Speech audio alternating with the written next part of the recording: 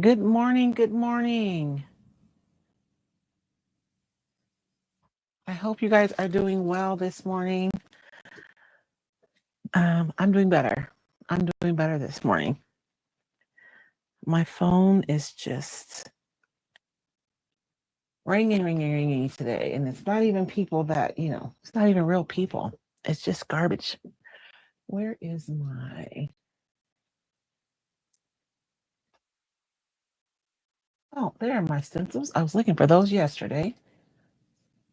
If you guys would do me a favor when you hop on, just say hi and let me know where you're joining from. That will be awesome. That way, honestly, I can make sure I'm in the right place. I have priors, y'all. Um, are in the right places. Oh, okay. My glasses. I don't know how my glasses get so dirty, but they do. So let me clean those really quickly. And we can get started this morning. Good morning. Good morning. Hey, Carolyn. Oh, how are you? Your projects that you showed were so pretty. Thank you so much for sharing. Oh, y'all, I was just going to push through to the end of January. I'm like, I'm just going to push through to the end of January and then I will like do something to really rest. And my body this weekend was like, no, we're going to rest now. So I apologize for having to cancel. But I honestly did not have an option. It just was not going to happen. So this morning, hey, Tina from West Virginia, how are you? So I'm excited about this morning's project, you guys. I was going to make it super complicated, but I think I decided not to do that. So before we get to like the paper choices, let's talk about like what we're going to be doing this morning. Um, oh, I know you guys have snow. I am so sorry, Beth. I hope you're staying safe and warm. Warm. So I have just a regular canvas bag. This is actually one of my recycled this is so at the retreat we have swag bags and this is what the swag bags come in, like this little canvas bag. And so we're going to paint it today. And we're going to decoupage it today. And I'm going to show you guys my inspiration in just a few minutes, but let's run through the products that we're going to use. I've done a little bit of prep today. I went through, so there's this a product, it's called GAC 900, not 9,000. If you're in the membership, you heard me call it GAC 9,000. I know, I'm such a dork. Um, GAC 900, and hey, Tara. So we're going to be using this today, and this is a heat set fabric painting medium. So you can add this to your acrylic paints in order to make them fabric paints. That's why we're going to use this today. And because this is made to be used with acrylic products, I'm going to be decoupaging with my acrylic medium today, right? I also have some heat bond liquid vinyl, which all of this is an experiment today. I do not know if this is going to work. We are going to find out together today. So I have my heat and bond liquid vinyl to use as our final coat on top of everything. I have my various acrylics paints over here. What I've done before we got started today was I just took some white acrylic paint and I mixed it 50-50 with the GAC 900. And I just laid down, and actually, I used a different white. I used a transparent white because that's what I had. And I laid down a base coat and I let this dry. So that way, um, we're kind of sealing off these fibers so that what we do over the top hopefully will sit on top and won't sink through readily. And then inside, I have, you guys know those little plastic chopping mats that you can get at the Dollar Tree. I meant to bring it back out here with me, the package. If you look on the wall where they have all like the measuring cups and all that stuff, you guys will see these hanging there and they come in packs of twos and they're just plastic um, cutting mats. And so I just stuck one of those in here. I did stick the shiny side facing up because I knew that that was going to be more likely, less likely to stick to my fabric. And so that's what I've done to prep. So I have my Dollar Tree plastic chopping mat inside of here. You can use whatever, right? We just want to make sure whatever we do on this side doesn't bleed through to the other side. And I did leave, my mat is only so big, it goes up to like right here. And so I figured we would do this strip together so I could show you guys exactly what I did. And we'll dry it and then we'll iron everything before moving on to actually decoupaging our paper onto our bag. So I'm just going to move this up so that I can paint this part up here. My mat wasn't big enough, so I'm cheating. So I'm going to move the mat up a little bit. That way when I paint, it doesn't bleed through to the other side. I'm only going to work right up to the seam as far as the paper is concerned, although I might go back and paint this top part later. But we're already going to run out of time. Not run out of time. We're already going to go over with this project. I can tell. So any kind of extras we'll do. And usually on Monday is my day to like finish projects and do a Q&A. Hey, Angela. But because I canceled yesterday and last night, I figured we would do a project together today. So we're going to do this in a few minutes. But before we get started, I wanted to take you guys through like my thought process as far as what paper I want to use today. I honestly, this is what I wanted to do. I'm not going to lie to you guys. I want to fussy cut out some flowers and then paint them. Is my clipboard here? Much like we did here with the clipboard, where we fussy cut out the flower and then we use like some mixed media to make a design. This is what I want to do. But I also know that I have a lot of people who watch who are brand new to decoupage, and I don't want them to feel like every project has to be super complicated. So I don't know. Like that's what I want to do. And I even had some of the other paintable designs pulled out. So maybe we could add some birds to our design. I may go back to that. I'm going to see. We're going to see. We'll see. And then I pulled out this one. I thought this would be really cool to have this design on your bag, but you would almost have to do a strip because this paper isn't big enough to cover the whole section. So maybe we could do a strip in the middle. But ultimately, I decided no on that one. I pulled out this piece because we may need, depending on how I go, these strips of paper, but I don't know. So I'm going to keep this one pulled out, and we may go back to this if we end up piecing together multiple designs. I did pull out this piece because I love it, and I thought that maybe you guys saw, let me show you. Whenever I do something in my my art journal or my junk journal, whatever you want to call it, it's just an upcycled book, right? That I've covered and now I've done stuff in here. We did this one together earlier last week, but whenever I do something in my book, it's always with the desire to do it on a project. So this was something that I did inside of here, and I thought that we could possibly do something like this on our bag, and that would be really cute. And we may still. I just don't know. I don't know. We're going to make a decision by the time we get done with prep today, exactly what we're going to do. But I pulled this out just in case that ends up being the case. But when I look at the bags, I'm going to show you guys my inspiration really quickly. Oh, I'm so glad you're here, Beth. Whether it's Facebook or YouTube, girl, I'm just glad you're joining the madness. Okay, so I saw these bags on Pinterest, and these bags, what they're doing is they're literally taking canvas paintings that have been stretched onto a frame. They're cutting them off the frame, and they're using them to make these bags. Aren't they fabulous? And whoops. And there are a lot of different kinds. You see that some of them, like this one, for instance, you see a line down the side. That's more than likely the back side of the canvas, that's wrapped around the frame that isn't painted that made it onto the bag.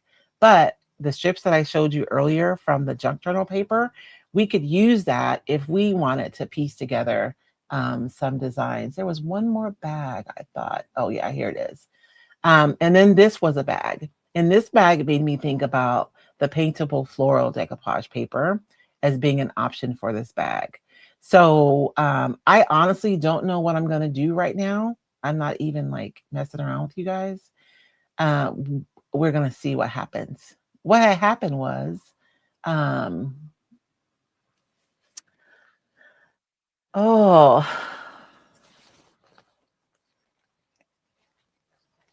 yeah, Angela, aren't they? I had never thought about that. And I see stuff all the time at the thrift store. So now, of course, I have new eyeballs when I see those pieces at the thrift store.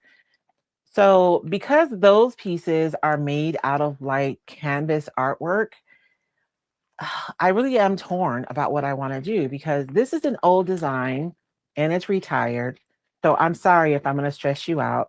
This was designed by Ricky Schumacher, and she was an artist who licensed with us a couple of years ago. I have some sheets left in my stash. I am sure there are recycled retailers who have this still in their inventory. But it's just, I'm not shipping it from my warehouse anymore because when I sign with an artist, it's generally for a set amount of time. Um, and that's just how it works, right? I'm basically leasing permission to use their artwork. And so this was a piece by Ricky Schumacher, and I thought that this would be beautiful on the bag, especially when you look at the inspiration, right? That I used for my bags. And then we also have um, the recycled art blocks, fine art blocks that we can use. And certainly these here would be reminiscent of the pieces that we saw in the inspiration. And because some of them, they didn't always go just one direction or have just one piece, we could certainly piece this together on here. We could maybe even put them side by side and then either just paint the top or put a strip on the top. So I don't know. I think that my final two decisions are to use these two pieces on the bag or for us to build something custom. So how about I'll be nice and you guys, I'll be nice. I'm going to be nice because I don't know what this makes. So you guys help me. So A, we're going to use the fine art box. B, we're going to build our own design and paint it. You guys help me decide. Okay.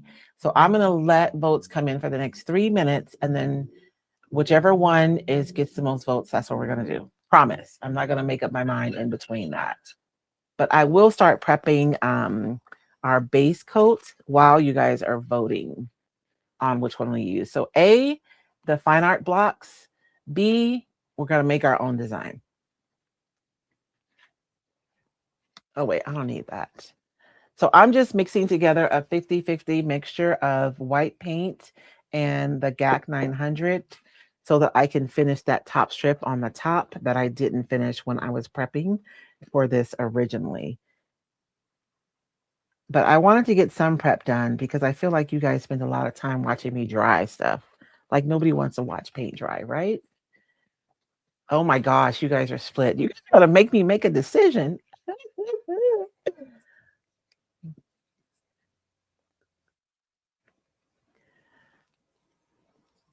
I may have put a little bit too much, but it's okay. And I brought these cups rather than my silicone cups just because I know I'm going to be mixing several colors today, right? And I didn't know how many colors I'd be mixing, so it was easier just to bring out a stack of that. And I'm saying 50-50, but you guys see I'm not measuring, right? I mean, the whole purpose of the GAC 900 is really just to make your acrylic soft enough that they absorb into the fabric instead of just sitting on top. B B B B B B B B A. Okay, let me see. I was kind of you guys would vote B, honestly, if I'm being honest, because then we can be a little bit more creative. A B B B A B B B B. It looks like B is winning right now. Um. So let's do this part and then I'll look at the votes when we get ready to actually decoupage.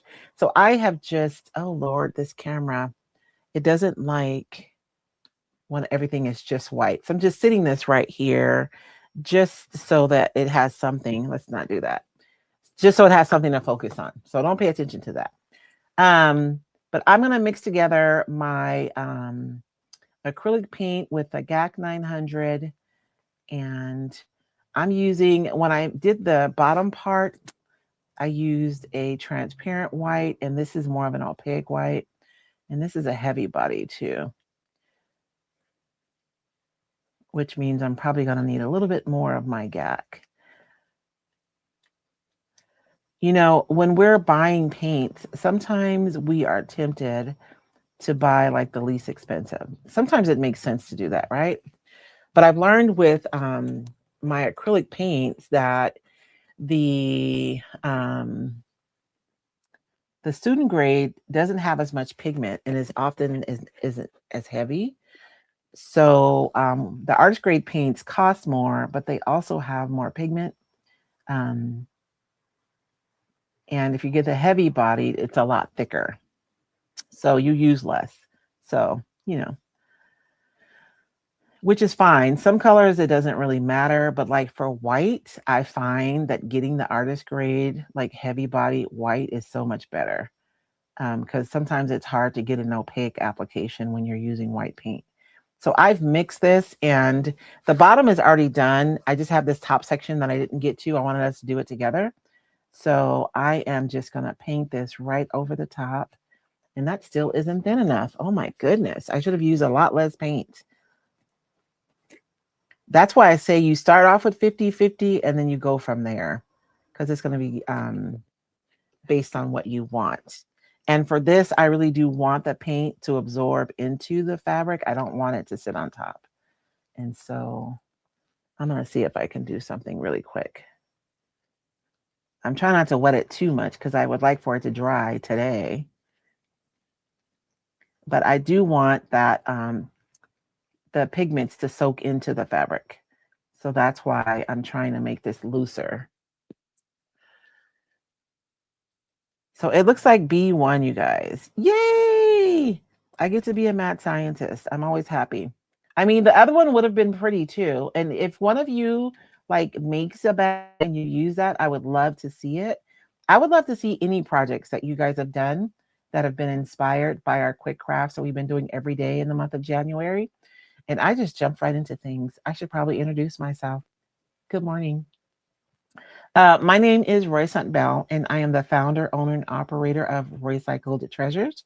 At Roycycled, we empower creation through quality craft supplies, instruction, inspiration, and encouragement. And whether you are creating for your heart, for your home, or even for your business, you are welcomed here. So, welcome, welcome. We have been meeting every day in the month of January as a kickstart for our creativity for 2026. So, yesterday I missed because my body was done. You guys, I slept so much this weekend. It was crazy, crazy town.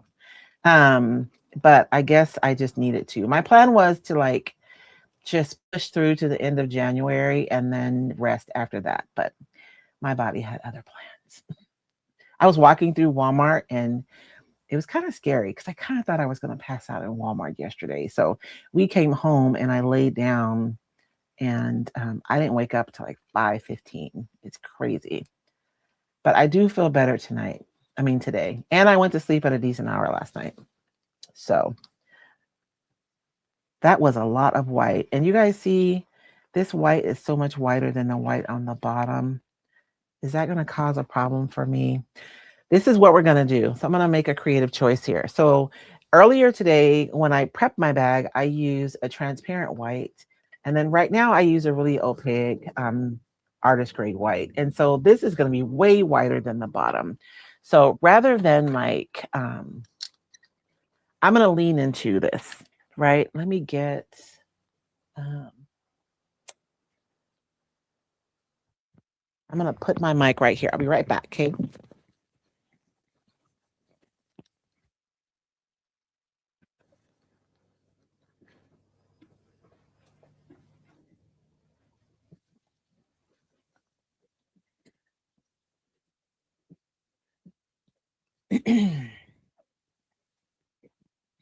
So rather than paint everything all over again and then us having to wait an eternity for it to dry, we're going to make it look like this was a creative choice. Okay. We're going to cheat. Nobody's going to know except for you guys. So don't tell anybody.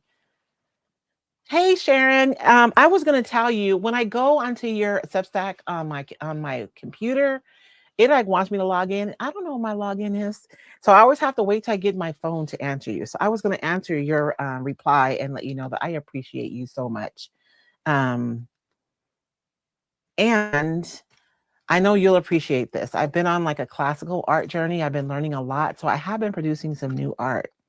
I posted some on my community on YouTube if you want to look, and you can kind of see what I was talking about um, when I posted earlier. Okay, so I'm going to take my brayer, y'all, and I am just going to go in here like this.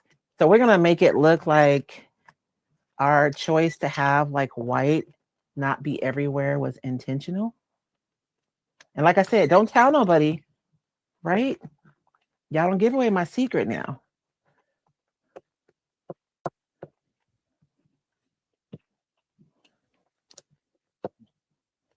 So now we can bring some of that white down here without having to soak the whole thing, and it's going to look like we did it on purpose.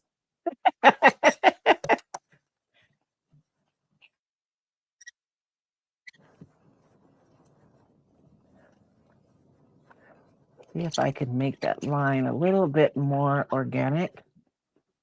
That squeaking right there, I use this. We're working with a gel plate inside my membership, and I about drove them crazy, I think, with my squeaky brayer. And I'm just going over this line, trying to drag that paint down just a little bit so the line doesn't look so like straight. Make it look a little organic.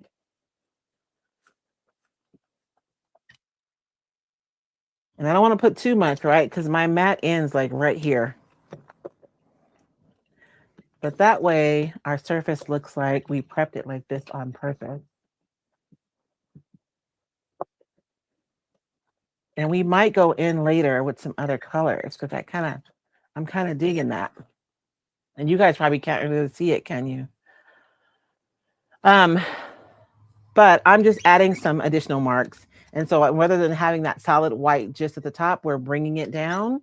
And then the line, the delineation, I'm just making it a little bit more organic and pushing it out so it doesn't look like such a straight line. Now, as far as anyone else is concerned, that was a creative choice we made. It wasn't on accident.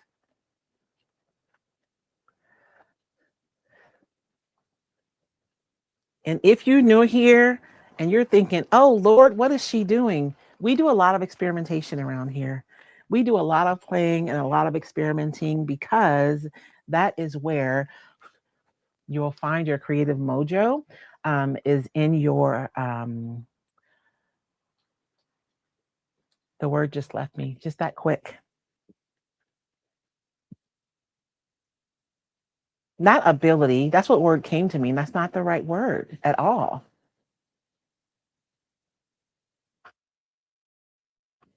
You're going to find it in your willingness. I'll use that word. It wasn't the one to play, to experiment, to see what happens, right?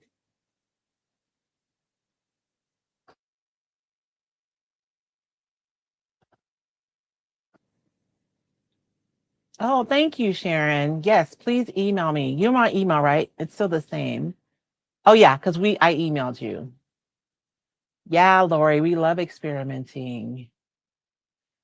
Repertoire. Hey, Chris. I'm telling Vicky, don't tell. What happens in the quick crafts with Royce stays in the quick craft with Royce. That's the rule. You can't tell. And I'm not supposed to be reading comments when I do these in the mornings, but I just, I don't know. Interacting with you guys is kind of the funnest part.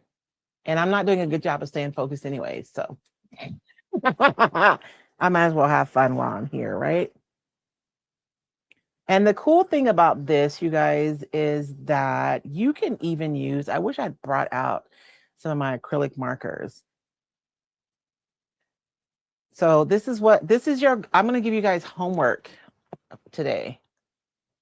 This is you guys' homework. Go to the thrift store and find you a cheap canvas bag. 25 cents, 50 cents. That way you don't feel any kind of preciousness about it. It's just a 50-cent bag. And I want you guys to sit down and create something on your bag. And I want you guys to play. That's it. That's the homework. And then I want to see it when you guys get done.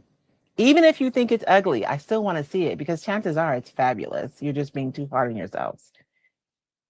Can I confess something to you guys? I'm always telling you guys stuff like that, right? Like, don't judge yourself, be nice to yourself, blah, blah, blah, blah. And, oh, nice, Carolyn. So, you guys know I've started my classical art journey. And I say classical art because I feel like fine art has judgment to it. And all creativity is creativity. It's just a matter of skills that you've learned and what you do. That's it. Literally, literally. And so I've taken a classical art journey. So I've been taking this program that I'm in. I'm taking these courses. And one of the first assignments that we had to do was we had to paint these parrots. And I mean, like we did some exercises, and I want to say, like, by section 3, we're painting these parrots. And we're using oil paints. Now, mind you, I have never touched oil paint in my entire life. Entire life. So I paint these parakeets. I'm astonished, by the way, that I was even able to do them. But all I did was apply the skills that I learned so far in the course to be able to do it. And I am so proud of myself. And then I go into the group because there's like a group in the course that I'm taking. And I see other artists who are posting their projects. And you guys know what happened. Y'all know what happened. I need to listen to my own advice. I compared my project to other people's projects. And then all of a sudden, when I looked at it, all I could see was what was wrong with it, what I should have done with it, you know. But the only thing is the program that I'm in, there are brand new people like me and like spanking brand new people like me. And there are people who've been painting for years, but who are stuck. So they sign up for this course so that they can like grow because we never stop growing, right? So there I am like an idiot comparing my parrots to somebody who's probably been painting for 10 years. And comparison is just it just destroys your joy in what you're doing. And so it took me a little bit. I'll be honest with you. It took me a little bit. And then one day, I don't know what happened. I walked into my studio and I'm like looking at all these paintings and I'm thinking to myself, a year ago, I couldn't even do this. Like, what am I doing? Anyways, I had to talk to myself, y'all. Tina says the dog ate her homework. Oh, I know. If you're frozen in the snow, I know. If you don't have a tote, you probably can't even get out. How about any kind of canvas, anything? Maybe you have, I don't know. I just assume you guys' art stash looks like mine. It's ridiculous. Like if you have a piece of drop cloth somewhere, that will work. That's just canvas. But if not, I understand the dog ate your homework because it's freezing outside. I get that. I mean, I kind of don't. I could not imagine the kind of freezing that you guys are dealing with, but I understand.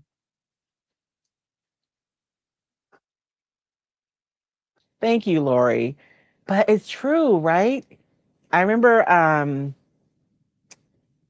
my grandfather would always say this. You know how your grandparents say things and like you don't have context for it, so you just think it's nonsense. But he would just say, "New level, new devil." You know, you think you've arrived, and then you push yourself to go even further, and then you deal with the same kind of insecurities or questioning that you dealt with like your first time around learning. And so it's kind of like a coil, right? and you're going up the coil and you're learning more and more, but you still kind of arrive at those same places in your development where you either question or you compare. Um, and that's why I think it's so important to surround yourself with creative people, um, because we can encourage one another. You ever notice if you've ever been in an in person class where you're making something, you will be sitting there with your thing and you're looking at it, you're going, I don't know. It's okay. And then somebody will come to you and like, oh my gosh, it's fabulous, right? We all do that.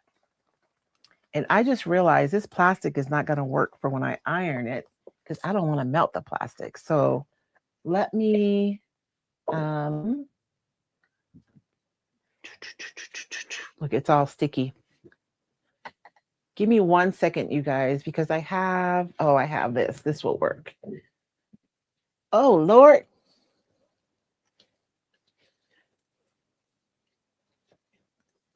This is just another mat that I had. These are heat resistant too, you guys. So I'm just going to stick this in here. Oh, and look, it'll be big enough to cover the whole thing too. Give me a minute. Let me gather myself and get this put in here. I'm getting all kinds of extra stuff on my bag too because I did not clean off my table before we started today, but it'll be fine. That'll be just extra marks. It'll bring extra character. That's my story and I'm sticking to it. Let's see if I can get this in here.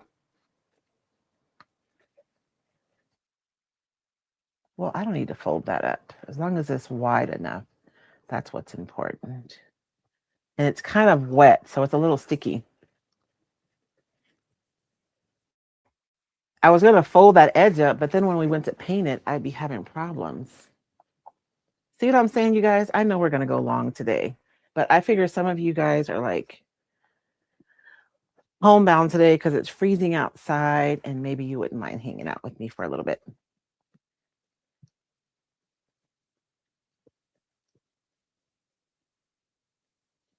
And I apologize for postponing of the launch today, but I had to take care of my retailers.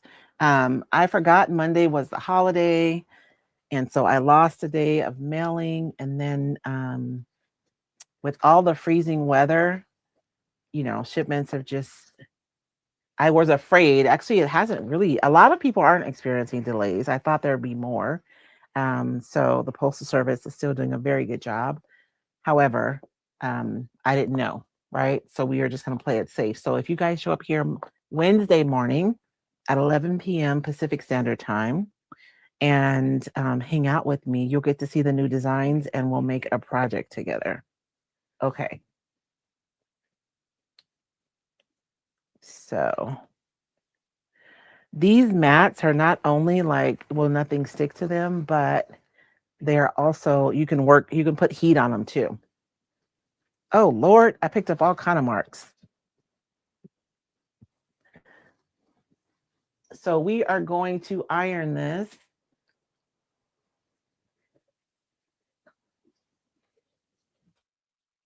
Oh man, where's my stuff? We cleaned up, you guys. And you guys know what happens when you clean up. I had a container over here with all of my mats in it, and now I don't see it.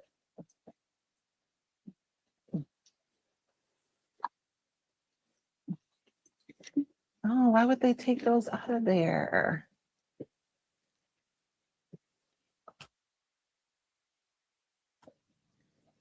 Okay. We are going to improvise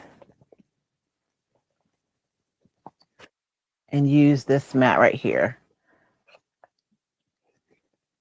I know I'm a mess, y'all. I am a mess. And I have my little mini Cricut here that I'm using, but you can use a regular iron if that's what you have. Just make sure that you turn the steam off because you don't want to use steam with it. And we're going to iron this. I don't have to. I could just dry it and paint right over it. But for me, I really want to have a nice base when I start. And so,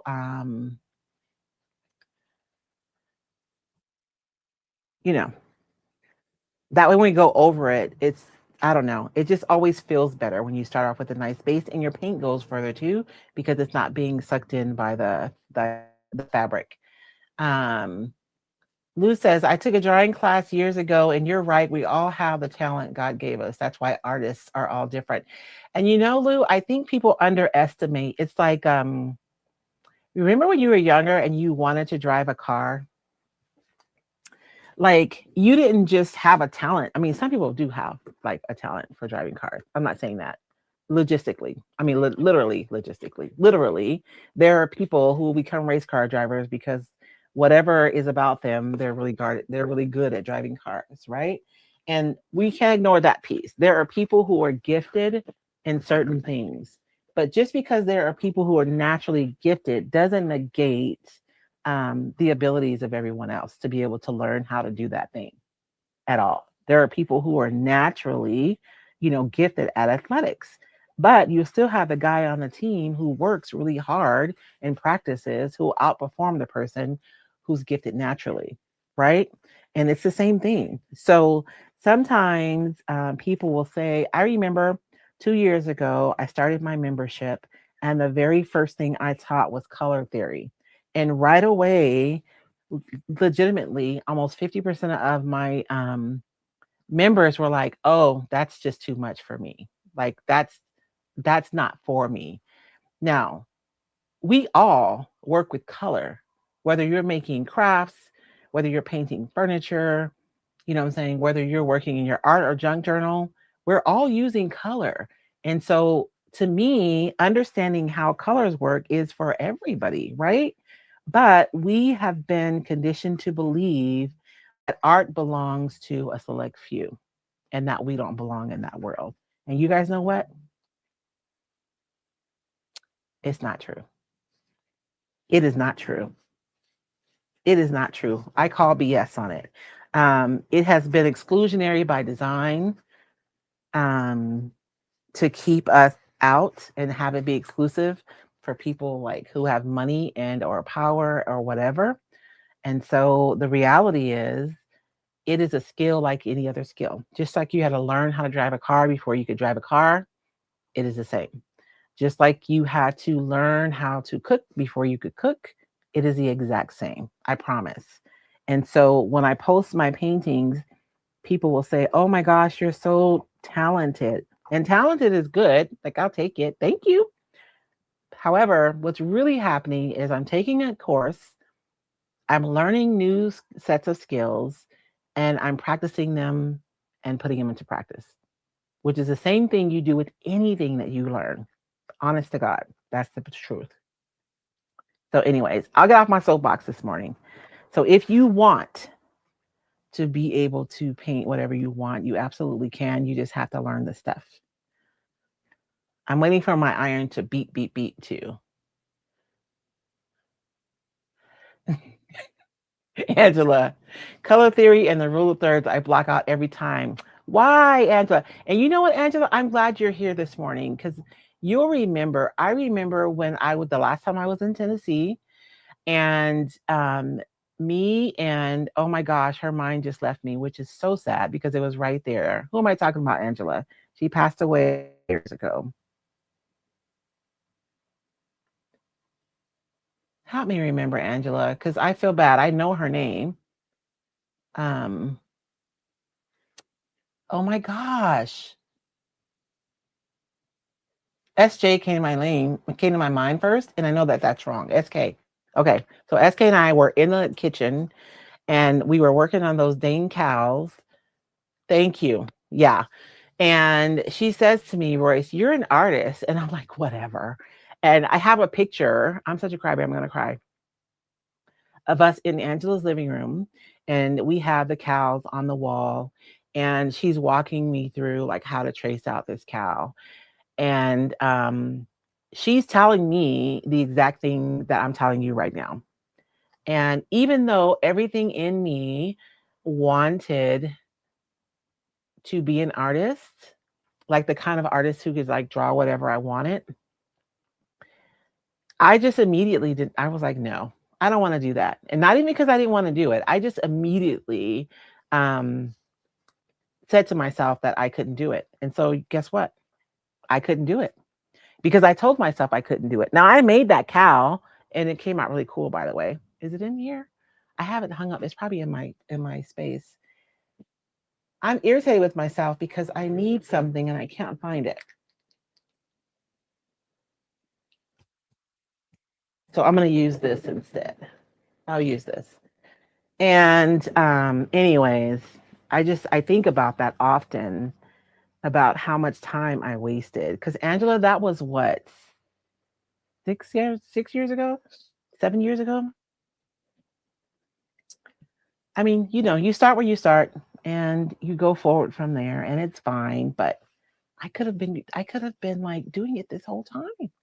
Although I do think timing is something too. But anyways, she was such a sweet lady. And we have a picture, and this is how little she was, y'all.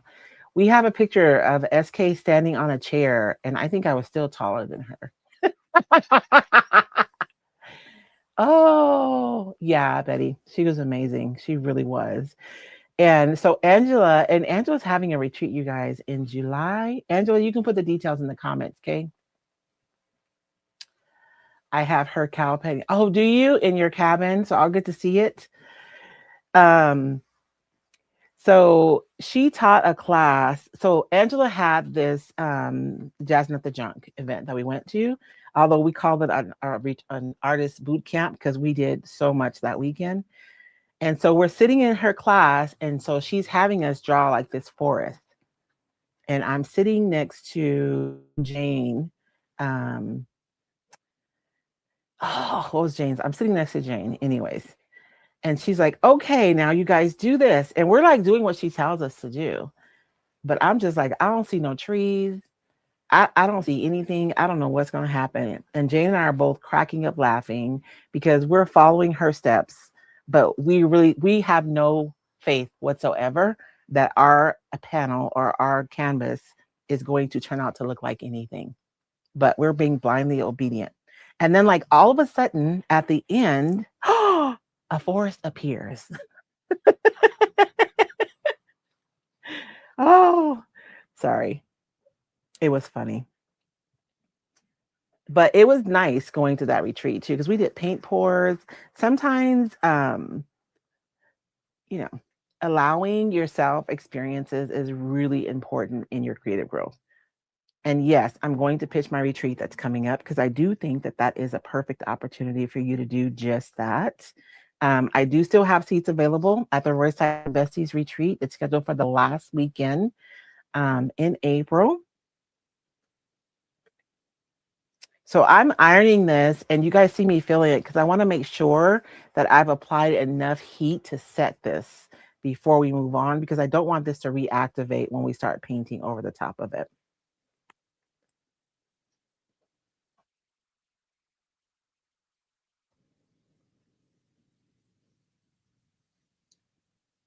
Yeah, Jane Dog, thank you.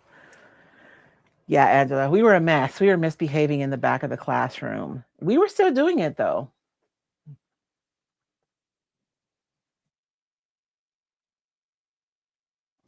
And if you are interested in coming to the Royce Besties retreat in April and you are on Facebook, you can put hashtag retreat, or apparently you can just put retreat. And Facebook will send you a messenger with the details. And while I'm ironing this, I'm gonna play you guys a video, okay? It's like a minute long, a minute and 5 seconds, I think. And then we come back. I will answer any questions regarding it, or I'll be done ironing this and we can move forward with our projects. And don't go to the bathroom, y'all. Listen to my video, okay? I know, I'm a dork. You've been thinking about it, watching the photos, the joy, the creating. Something inside you whispers, I want this. But maybe part of you wonders, is it really worth it? Let me show you what you're saying yes to. 3 full days of creating with other women who get it. All your supplies included. Quality meals from local spots and a swag bag valued over $100. Exclusive decoupage paper and stencil you can't get anywhere else. Time with me and a small group where you won't get lost in the crowd. A visit to the Royce warehouse, including retired designs, and right outside the venue, downtown Safford's Spring Festival. Music, booths, entertainment for anyone traveling with you. One woman told me this retreat was life-changing. You're not just signing up to meet me, you're stepping into a space that was built to pour back into you. If your heart's been whispering yes, this is your time. We'd love to see you there. And so those are just some photos from last year's retreat, you guys. It was such a wonderful time. Um, and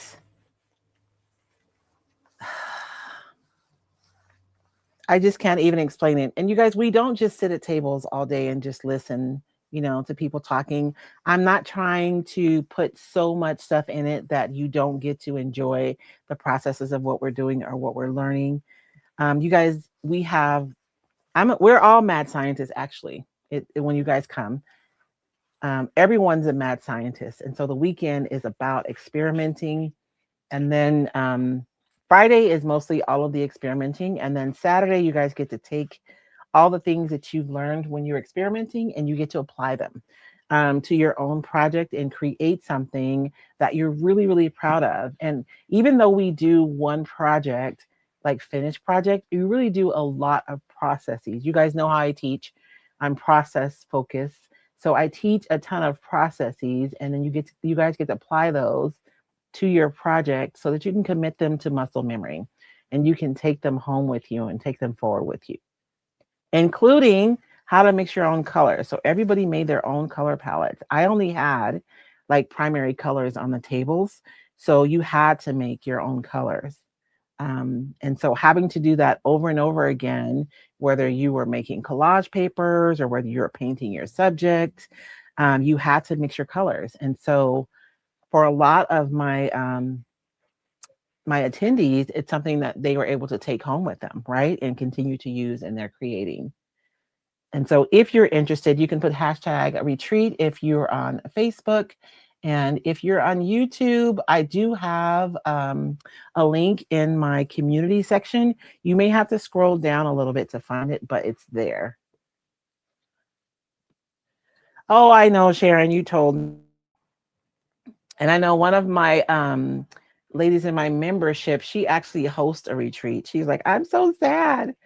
I have an event. And the girls were like, well, you can just change it. She goes, it's my event. So there's no changing it. I'm filling it to make sure it's not like super tacky. And you guys know I'm rushing things. So if it's you, I would iron it, make sure it's completely dry before you iron, and then move forward. I have all kinds of stuff on here, y'all, from my mat, but it's okay. So let's get to the paper. So we're going to use the water cutting method to cut out our flower. Let me put this iron away before I burn myself. We don't want to have any incidents over here. What time is it? Oh my gosh. And I still have to go to the warehouse today to get more orders out. Um, be sure to tune in on Wednesday morning, you guys. Wednesday morning to see the new designs. I should have brought lids with these when I brought these out.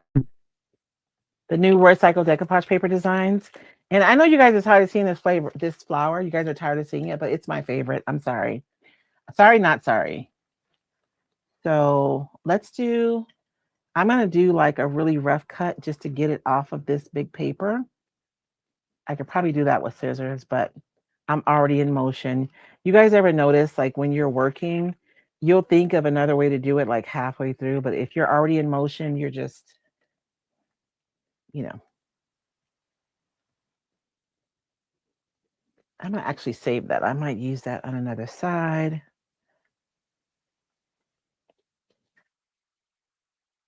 If you are curious about how to mix your own colors or you want to understand it, I do have a crafting and color course on my website. However, if you want to like take your decoupage to the next level, right? and you want to learn color theory, just sign up for the Decoupage with Confidence course, because I do spend time in that course talking about mixing your own colors, and we spend a lot of time mixing our own colors, and we're actually matching them to the paper. So I spend a significant amount of time in the Decoupage with Confidence course showing you guys how to blend your papers when they're not large enough. Because that's probably the question that I get, one of the questions I get the most. So I spent a lot of time on that. And when I say a course, I want you guys to understand that the way my mind works, if I can understand why something works, then I will remember it, right? And because I am wired that way, I just assume everyone else is. So that's how I teach. So the first 3 parts, I think, are basically how to get a wrinkle-free finish. So will you get the basics? Absolutely. But then you guys get to explore other things as well, other ways that you could use decoupage in your projects. And then we also talk a great deal about how to, sorry, I'm trying to talk and figure this out at the same time. How to blend your paper when it doesn't, when it's not big enough. And I actually pull, like, I think it's 3 or 4 different designs, and we blend them together using different techniques. So when I teach, it's pretty extensive just because I want you to walk away feeling confident in your abilities. And I want you to just walk away knowing why it works so that you can maintain the information. And usually, whatever you learn, you can use in other like creative practices too, not just in what I'm teaching. And so I'm just going through and taking my water close to, and I'm just tearing it out. I like this better than like drawing a line, because you guys can probably tell that I'm not a meticulous person. So this is just easier. I just paint the water exactly where I want to tear, and then I tear it out. And the smaller brush you use, the more control you have. And if you've been joining me, if you're new to decoupage and you've been joining me in the month of January, you probably feel like, oh my gosh, I've learned so much about decoupage. What possibly more could there be? There's a lot more.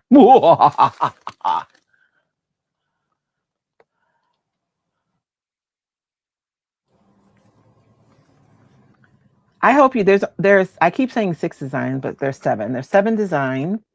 And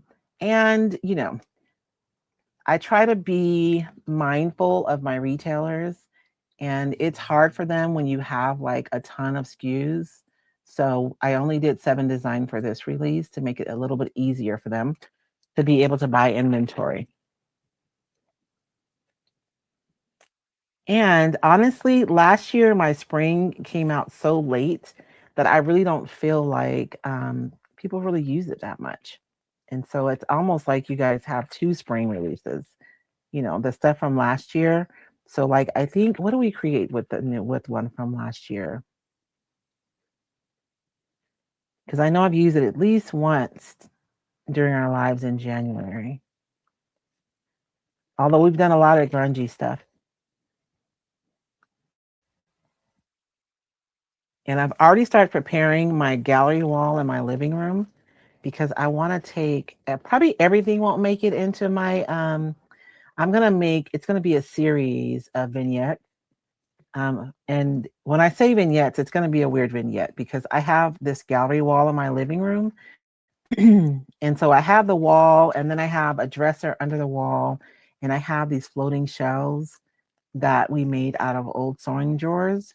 So there's just a lot of opportunity for different vignettes right there in that space, which is why I made it that way, because I just love making them. I don't know why.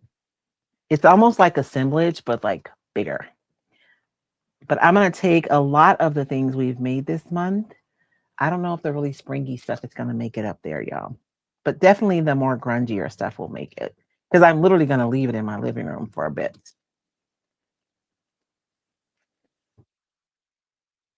And I'm just going and I'm literally painting water. You guys see I'm painting water right there in that space because that's where I want to pull the paper from. And so what happens is that I'm able to pull that paper and it's not going to mess with the, I can be fairly reckless and anywhere where it's dry, it's not going to pull out because I'm not using enough pressure to pull out the dry paper. And I do want to paint this as close as possible because this is going to basically be a medallion that I'm adding, right? It doesn't have to be perfect, but I mean, the less paper you have, the better. And we're going to spritz this when we decoupage it to make it as transparent as possible.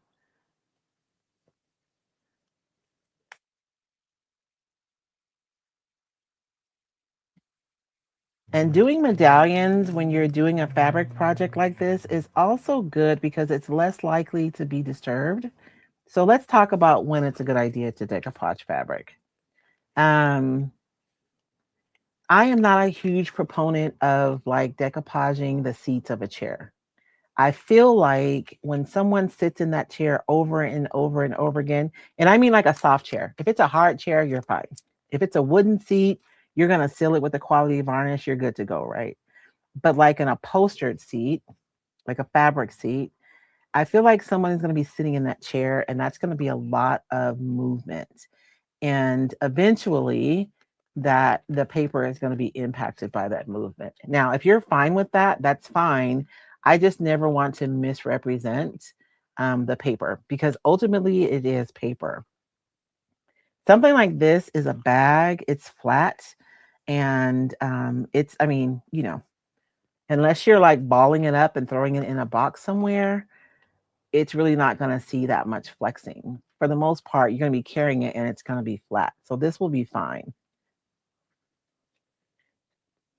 And even if you do like a medallion on a pillow, um, you should be fine because it'll flex around that medallion. If you have it decoupaged from edge to edge on a throw pillow, just know that it's going to be purely if you don't want, you know, the grandkids could not play with that pillow and throwing it at each other and hitting each other with it. That's not going to be good.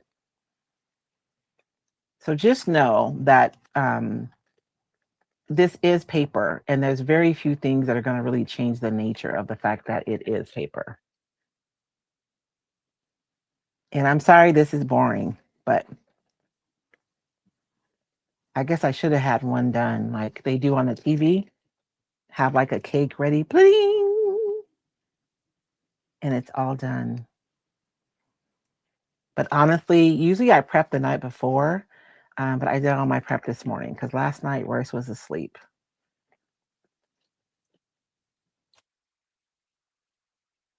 Thank you, Chris. Um, I love that brush. I need that grip for a solid. You know what? So a lot of what we talk about here is about modifications that we can make because you know I have. I mean, I'll be 56 in a couple of days, so I'm not like I'm in my midlife, I guess. But I'm already dealing with some things. Like I have arthritis in my hands. So there are simple things that I do. Like this line brush, yeah, makes it a lot easier. And this is a lot easier for me to hold than this brush, right? And having this Exacto makes it a lot easier for me to hold rather than the regular metal ones that are really skinny. And so there are things that I can do that make it easier for me to be able to continue to create comfortably. Because if I'm comfortable, I'm going to create, like, I feel like I'm going to create more beautifully because I'm not going to be rushing and I'm not going to be hurting. And I'm probably going to be able to spend longer time frames. Although working in short bursts is fine too, if that's where you are, you know, in your physical journey and working. Um, Working in short bursts is a really good way to continue to be able to create. But absolutely.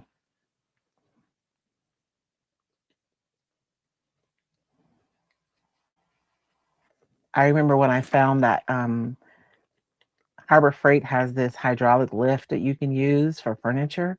Oh, I was so happy because that furniture had started killing me. We're on the last leg, you guys. And this piece is a big piece, but I can do it all at once. So, sort of. You know what I mean? I can just rip it out like that in one piece.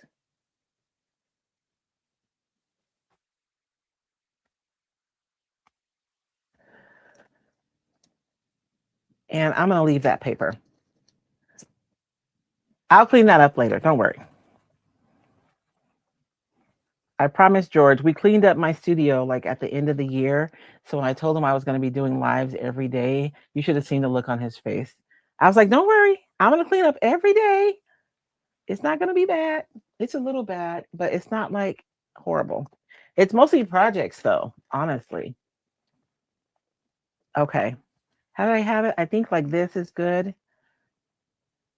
And then let's choose um, one person from, or, subject. I just love this dog so much. I really do, but we won't, not today. He won't go on there today. But when I found him, I had to use him. She looks so badass, doesn't she? I just love that. Sorry. Let me see.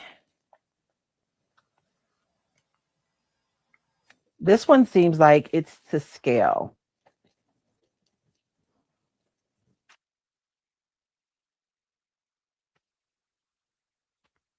So let's use this one. This is the same one I used in my book too, isn't it?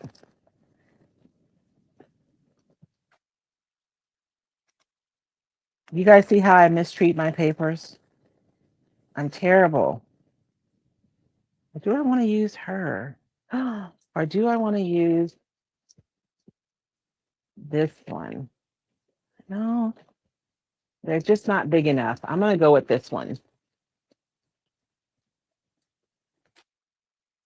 Whenever I make a master board, I like to make things different sizes.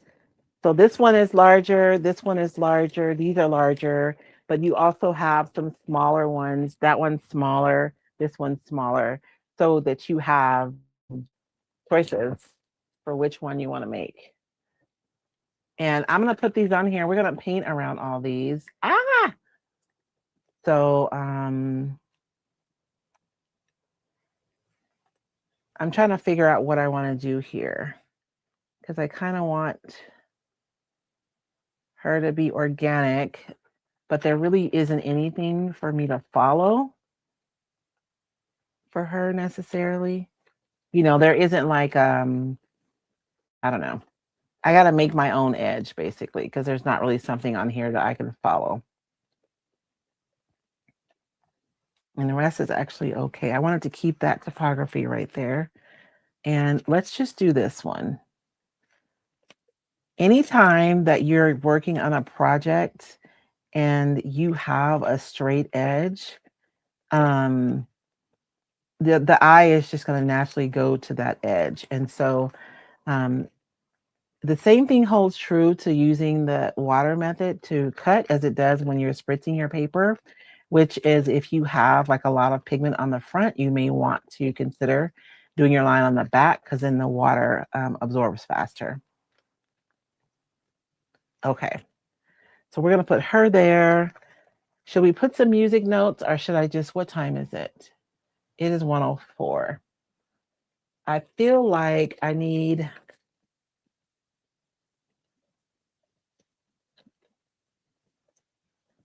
something.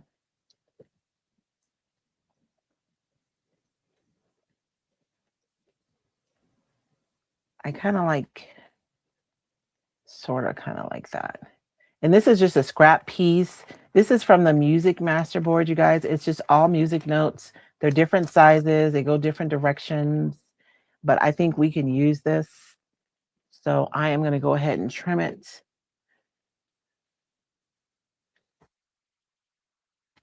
right here on this line. And then we can get to decoupaging. I promise. I probably would be halfway done if I had just used the art blocks. Who voted for B? No, I'm just kidding. Oh, you like that dog too, Tammy? I really do like him a lot. So I'm gonna do the same thing. I'm just gonna go around though. I'm just making this edge organic. Um, so it really doesn't matter. I just don't want any like really sharp edges. Sometimes I like sharp. If I want something to look like it was a, you know, it just depends. Most of the time though, I'm using an organic edge, especially on something like this, where I'm wanting to kind of marry a bunch of elements together.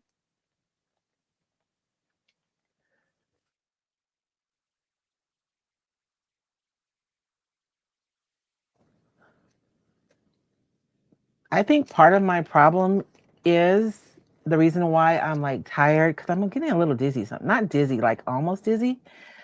I think that I forget to breathe. You guys ever forget to breathe? I know that sounds easy, but I really do think that's the case. So I've been like checking in with my body lately just to see like where my body, like, I don't know, what is my tension like? Where am I holding tension? Are my shoulders up to my ears? Am I breathing? So I'll just stop and take a super deep breath and blow it out. Blow that shit out. Um, because I got stuff to do. And y'all know cortisol is a stress drug. I mean, a stress hormone, and it causes all kinds of stuff. I don't have time for that. I got things to do. Okay, this is it. I think these are all the elements we're gonna put on our project for today. Because if I keep going, we'll be here until tomorrow. So let's decoupage. And again, I'm going to be using a matte medium to decoupage today, since we're using GAC 900 to make everything like a fabric paint. I'm going to put a little bit of GAC in my medium, not too much, because this really isn't sticky at all. So I don't want to impact the adhesion of my product, but I am going to put a little bit of it in my medium. I'm using a matte medium, but you guys know the deal. You can use whatever your preference is as far as the sheen that you choose. Sometimes the sheen is important. So if you're wanting something to be transparent, a gloss is going to be your best friend. Anything that's even satin, matte satin, anything that's made to disrupt the sheen has mattifiers in it. They're just little particles that are floating around in there. And what they do is they disrupt the surface so the light doesn't bounce off readily. And those can make your stuff cloudy. So if you're trying to maximize the transparency of something, you don't want to have those mattifiers floating around. So in that case, you want to use gloss. And honestly, gloss is the strongest of all the different finishes as far as like durability. So if you're making something that's going to see a lot of traffic, you may want to start with a gloss. And if you prefer matte, to go over the matte. I mean, the matte is still strong, but the gloss is still the strongest because it doesn't have anything, right, disrupting the surface. So I am just, you guys see, I'm decoupaging it just the way I would any other time. And I would like to remind us that this is an experiment. Like I'm doing all the things that I think I should be doing, but I don't know. We're going to see. I just saw something on Pinterest and I was inspired by it. So I said, I'm going to try to do that. And we're going to see together if it works. And today is probably the most like what you would experience in the Royce Besties membership. Do a lot of experimenting. We'll pick a subject and we'll spend like weeks on it. And I'll buy all the products and we'll experiment. We'll test products. We test processes, what works, what doesn't work. Sometimes things don't work in there too. One of the reasons why I'm so excited about the crackle medium that I'm using now is because we literally spent, it's Chris here. Chris, how many weeks did we spend on crackle? And I bought like, I don't know, 4 or 5 different, crackle products for us to try out. And we tried them in different ways to see. And we meet weekly inside of the membership. Um, and so I'll teach something and then we spend the rest of the time just chit chatting and catching up. So I don't know how I've been blessed to have a membership of incredibly kind ladies and also incredibly talented ladies too. So we have a lot of I call them resident experts on different things. Okay. So can you guys see okay? I feel like I'm closer for some reason or something. Um,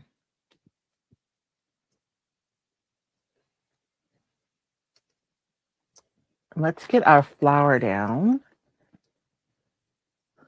And I do want to make sure that it's kind of, I want it to be over the edge of most of the music sheets over here because I don't want this to be, I just want it to be like a supporting character, right? Not like a main character. And you see how I'm able to put down medium and it's not soaking up into the fabric? That's what putting that base coat really does for me. So now I can treat it basically like any other surface that I'd be working on. The rules are going to be the same.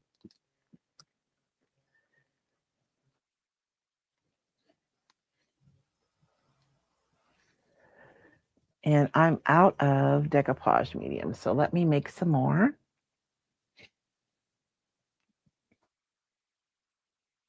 And I'm using my matte medium.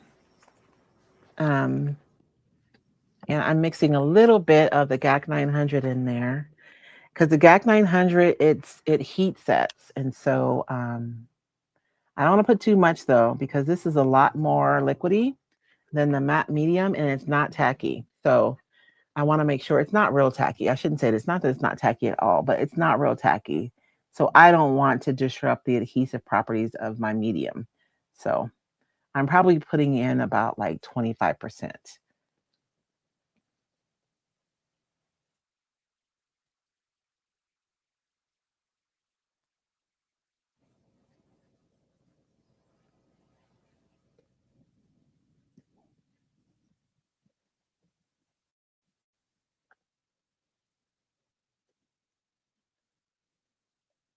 I'm not misting my paper, you guys, because I'm adding so much moisture and I really do want us to get to um, the painting today, although it's already 1:13, so I don't know.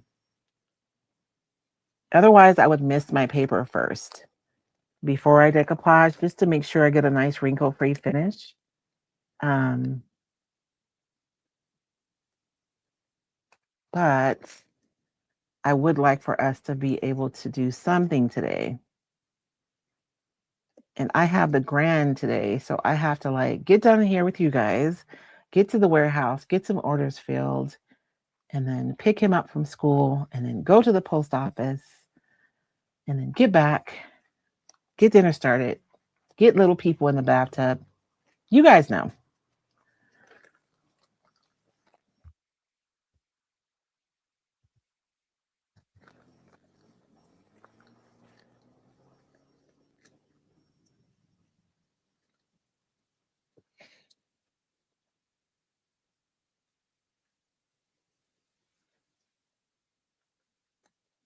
Okay. I feel like I'm going to love this so much. Sorry.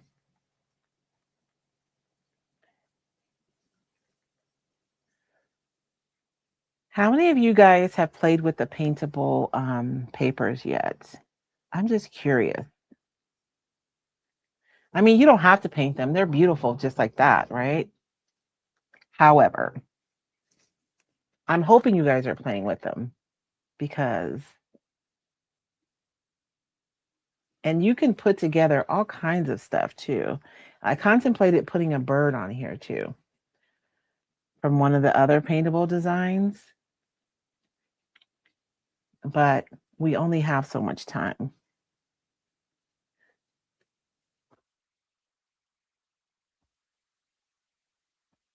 I kind of feel like those music sheets up there require a bird though.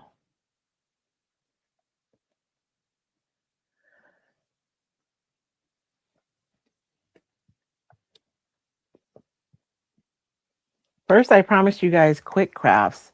Then I said they would be start to finish. And you guys know what?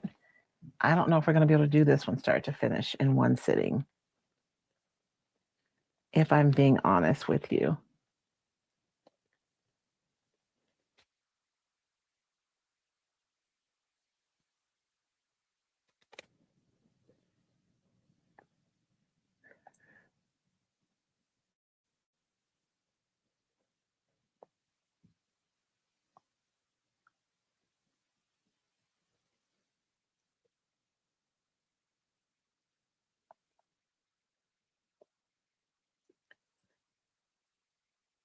So now, oh man, I'm going to drive myself crazy because I should have just cut her out and not all this background,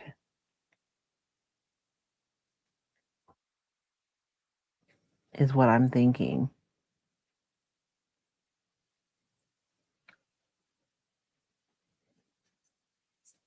But it's kind of too late. Even this piece, it's okay. If I wanted some more typography, I could stamp on here, right? So on the como se dice, the clipboard, we had a lot more options because we were working on a solid surface, right? But we can still, even though we're working on fabric, you can still put a stencil on here, right? You can still stamp on fabric as well. Um,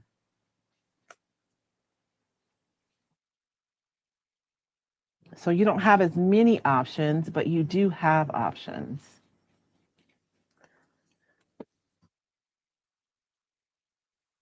Bye, Beth. Thank you for hanging out. Michelle, you have. Oh, that's going to be so pretty. Do we need a bird? I feel like with the music sheets, we need a bird. We're not going to finish today. We're going to finish tomorrow, but we're going to finish our composition today. Is that fair?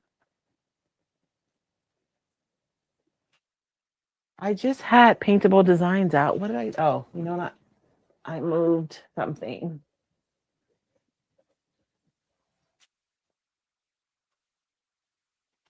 So we have these other paintable designs. We have the paintable bloom, and it has butterflies on it.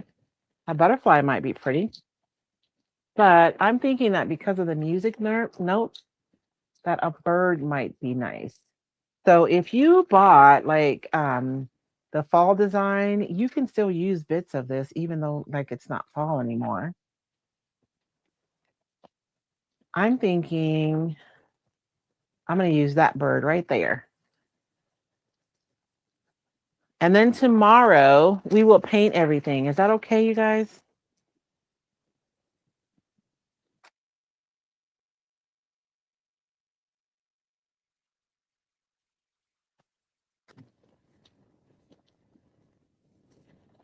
Oh man, I didn't mean to do that. Hold on.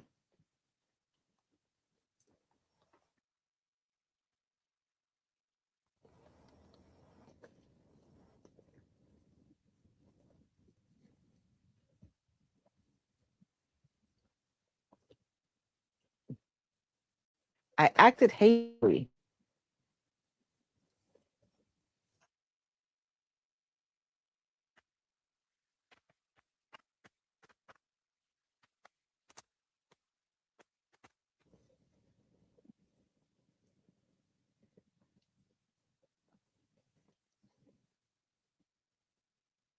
And I should have stamped the bird on too, right? Oh, do I even have? Should I put the bird or no, you guys? Is that going to be too much? No bird. You won't do a bird. Okay. So I am going to dry this and then I'm going to iron all this again. After it's dry, though, if you try to iron it with something now, then whatever this is here is going to stick to your iron.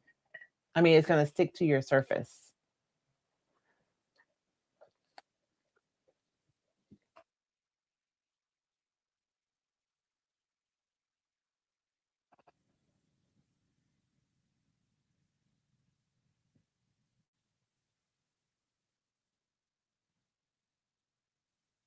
We need the bird. Okay, I'll put the bird. Hey, Kay. Okay. we'll put the birdie. We'll let this one kind of sit aside and dry a little bit because we're probably not going to make it to painting today anyways. So there's no sense rushing. So we need the little birdie. I'm trying to figure out, I kind of want there to be a branch. That's why I didn't mean to cut right there. So we're going to cut close to that branch.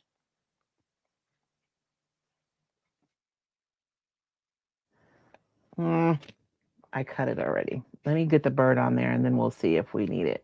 Can you guys see what I'm doing? And so I'm using my brush and I'm going to pull all the water away from this bird just like I did before.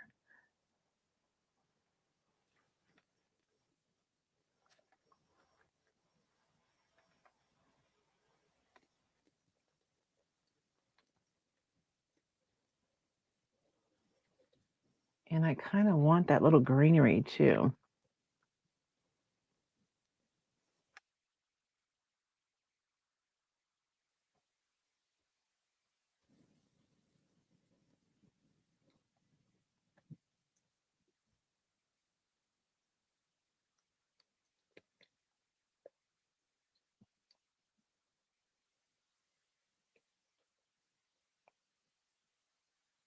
And again, using the water cut method allows me to cut accurately, but also maintain organic edges. It's going to make it easier to blend all this together when we start working on our project.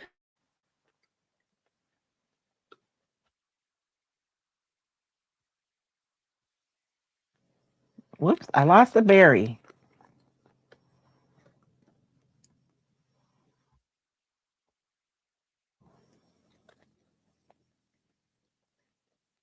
The smaller the brush you use, the more accurate you can remove paper, right? Once you write like a line of water, it does start spreading. So I don't put it, my line is not right on the bird, it's kind of next to the bird because I know that my water is going to start spreading as soon as I lay it down, which is why I don't kind of go all the way around and then try to remove it. And the water does dry fairly quickly. So it's just easier to paint a little bit and then pull it and paint a little bit and then pull it.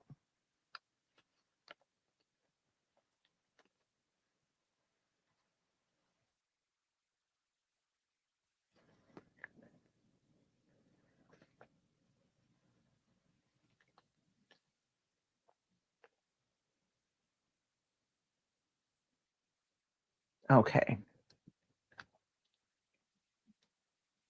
I'm thinking he can go right there.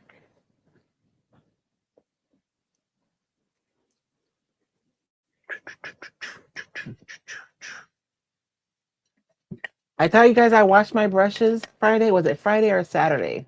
I actually did wash brushes last week.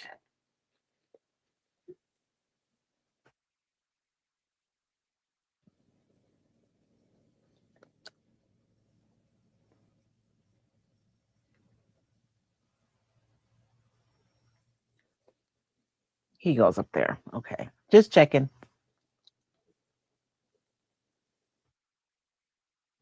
So we're basically collaging, right? We're making a collage out of all this paper, but we get to pull it all together with paint tomorrow.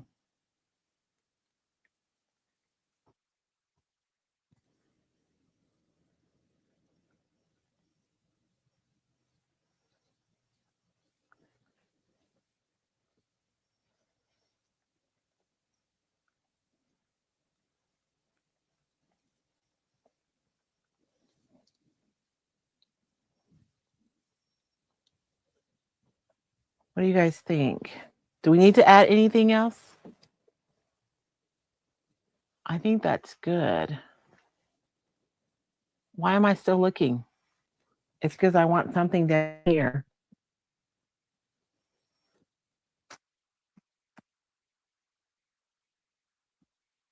Lord have mercy. Tell me, say, Roy, stop. So I'm going to go over everything. Um, we're going to make sure everything is really tacked down really well.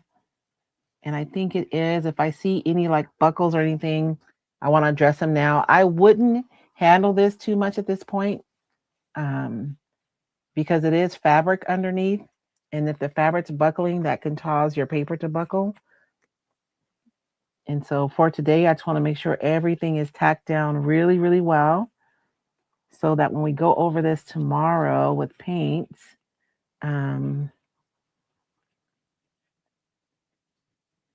and the matte medium is going to help us have a little bit of texture on the surface so that the paint lays down really nicely too. And that's the one thing about using the matte versus the gloss. If you use a glossy, you're more likely to have like, what do you call it? Like you put your paint down and it just like separates and lays down really weird. But the matte medium, you're less likely to have that happen. So I'm just making sure everything is tacked down really well. And I'm going to dry this and then iron over this, and then we're going to be ready to paint. I don't think all that's going to happen today because it's already 1:30 almost. So if there are any questions that you guys have though, you know what? I'm probably going to add stamps, Tammy. I'll be honest with you because I do feel like this area right here needs something. I want to have breathing space. I think that's fine. And the music notes helps by adding something to the background, but I feel like maybe some heavier font here on the bottom would be nice, which since we're not going to try to paint today, I could. Hmm. Oh, you know what we should do? Let me see something really quickly. And I don't know how well this is going to work, but we can see I have a piece of a paint inlay here. So let's see if we can get,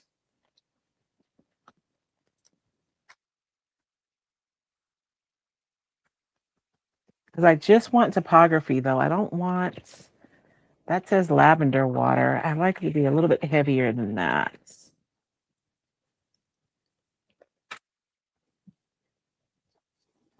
But I might have to settle for that. Ooh, I kind of like this. It's not really heavy though, but it says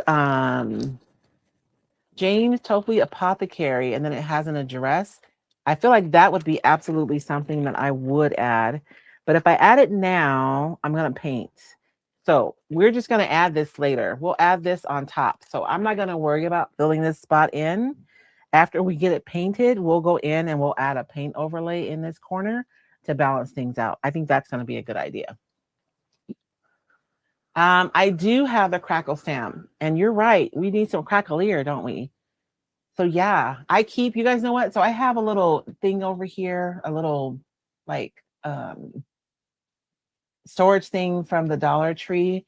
And so the old crackle, I know now they have the vintage textures and you get 4 different textures, but back in the day, you used to get a whole 12 by 12 of just crackle. And so I cut it up into pieces and I make the edges really organic. I feel like when you use a really sharp edge, like a corner, sometimes you catch that corner. So I like to cut mine in organic pieces and then I'll use it. So after this dries or tomorrow before we get started, we can do some stamping. And so absolutely we can add some crackle with our stamp. And maybe that'll be afterwards actually, because if we do it before, we're going to paint over it. But yes, I vote we paint first and then we can add any stamps that we want. Maybe we'll do something through here that might peek through the paint a little bit. We'll see tomorrow what tomorrow brings.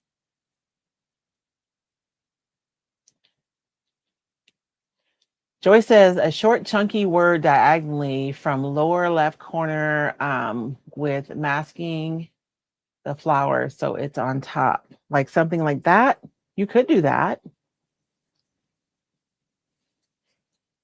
Like honestly, so this is why I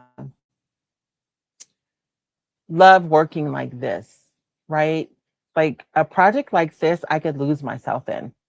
I could sit down and start, and you're so focused on like what your next decision is going to be, what color you're going to use, that you can just forget about anything else that you have going on. and you can lose yourself in your art. And I love it. It is my favorite. And so I really do want you guys, your homework. So you guys' homework is to just to create your composition, right? Out of your stuff and put it together the way that you want. I'm not even going to talk about any kind of composition or anything. I want you guys to work from your hearts and just lay some things out that bring you absolute joy. And then when we come tomorrow, we can all paint together. And just when you're pulling your supplies to join me tomorrow, think about transparent paints. That's going to make it easier for you, especially if you're working with the paintable decoupage papers. Because I could, and we've done that when we did this one, when we did the clipboard together, I just used one transparent color over that entire flower, right? Now I painted so that my strokes went in line with the flower, but it was just transparent. And look at how beautiful it is. And so this is the beauty of your paintable designs is that all the shading is done for you. All the highlights, any area where there's nothing, those are highlights. You have some areas where it's really, really heavy. Those are your heaviest shadows. But you have this one in particular, I think is my favorite because there's so many values. There's probably one, two, three, there's like 5 sets of values on this flower. These guys have about 3. It's not as many, but still, all your value sets are there. All your shadows are there. So I could just go over him with one whole color and he would still be gorgeous. He would be beautiful. But you guys know I'm a little much, so I'm probably not going to use one color. But when you guys are pulling out your paints, if you don't have transparent paints, then just pull out if you have like chalk paint on your table, pull out your clear coat and make sure you have that ready to mix with your paint. If you have acrylic products on your table, then just pull out some medium that you have available that you can mix with your paint to make them more transparent. Or you may already have transparent colors on your table. And the way that you know is there's a little square on your paints. You see how this square is filled in? That means that this is opaque. I can't see through it. It's a solid color. Sometimes you'll have this one, it'll be half and half. That's semi-transparent. And if it's just a square and it's empty, that means it's a transparent color. So I think this one has it. So it's just a square and there's nothing in it. It's a transparent color. So if you have acrylic, then you can bring those out. If you don't know, because I know sometimes maybe the craft acrylics don't have that on there, just put a little color on a paper and like brush it out. And if you can see through it after it dries, it's transparent or semi-transparent. But if it lays down, it's a solid color, then that means it's an opaque color. And this really works better if you're using transparent colors because you can really take advantage of the values that are already done for you on this piece.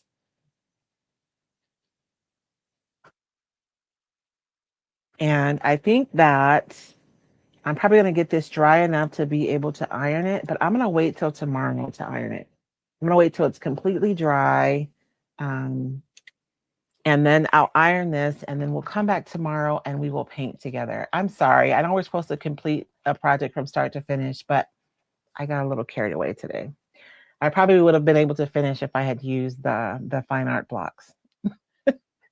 And honestly, like you can paint a solid piece of paper on here, but I do think your bag is probably going to last longer if you have like areas in the middle where there isn't paper, because it's like if it can flex, it's going to flex. If your bag is flexing, it's going to go to the area of least resistance. So if there's an area that's really stiff and there's an area next to it that's not as stiff, that flex is going to happen here. But if it doesn't have a place, then it's going to happen where your paper is.